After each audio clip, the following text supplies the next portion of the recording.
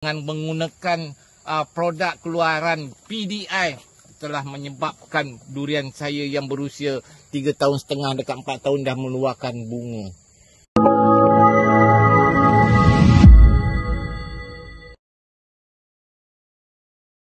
Assalamualaikum, salam sejahtera, salam durian satu Malaysia. Hari ini saya berbangga bersama dengan Jihan, orang tukang kebun saya, dan juga Encik Azharuddin, durian lover yang berada di Smart Dusun ni.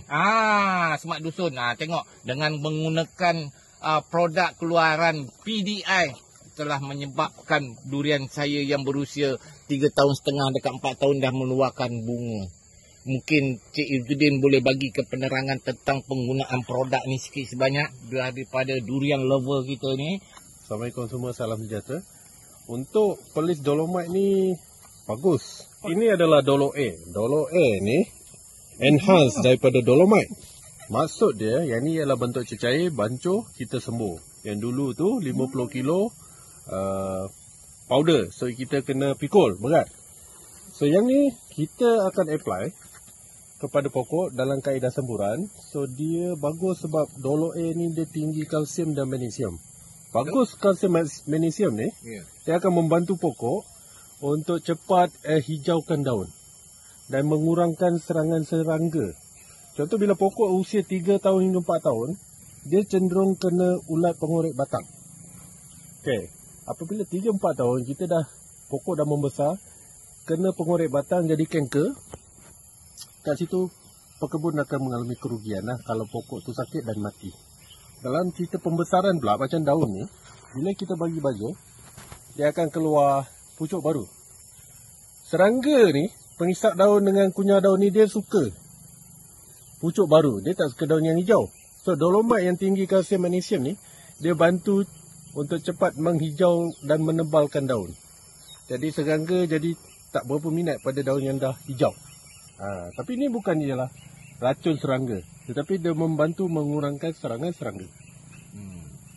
Okey, macam function Dolo A yang kita sembuh, untuk yang sedia maklum, kalau kita tabur dengan kita sembuh kadar penyerapan nutrisi tu lebih cepat berbanding dengan tabur.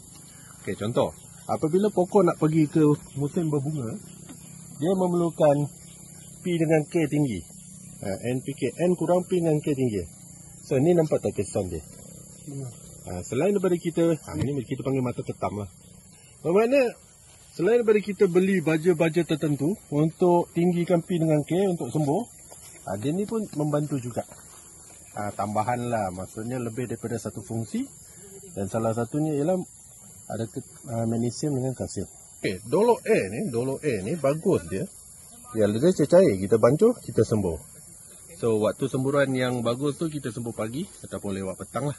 Okay, sebab kebolehan pokok menyerap semburan tu awal pagi dengan lewat petang. Okay, yang bagus dia, bila musim hujan, pucuk dia akan keluar. Okay, pucuk keluar, serangga pun sampai. Jadi bila kebun kita banyak pokok, kebun berbukit, kita ambil masa untuk buat semburan ni. Ataupun dalam kata lain, kita ni kadang-kadang terlepas pandang untuk jaga semburan dia. Jadi bila kita pakai Dolo A ni, salah satu fungsi dia boleh menghindarkan ataupun mengurangkan serangan serangga.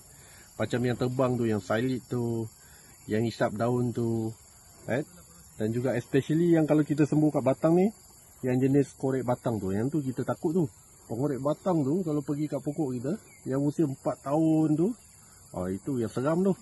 Pokok boleh mati. Mati kita rugi. Right, sekian, terima kasih.